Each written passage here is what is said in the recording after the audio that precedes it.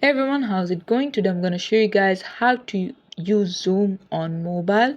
So the process is actually very simple. You download Zoom from Google app or Play Store and then go to Zoom, and as you can see, this is what the app looks like. Now you could click on new meeting to start a new meeting that you want to by clicking on start a meeting like so, and your Zoom meeting will be turned on.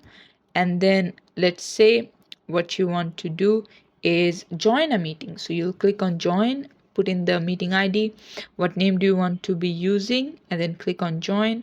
And then schedule is, let's say you want a meeting to be held exactly 1 week from now, so you'll put in the date, like the date when you want it to be held, what time is it, what time zone, things like that. And then share screen is obviously you sharing your screen. Team chat is a new feature, and you can, if you have people in your team, you can manage them here. Mail is simple for mail. Calendar is to see if you have any upcoming meeting. Let's say you have some scheduled, you'll see them. And then under more, you'll find like things like whiteboards, events. If you want a detailed video on this, let us know in the comments below. But this is the basic, and I hope that helped.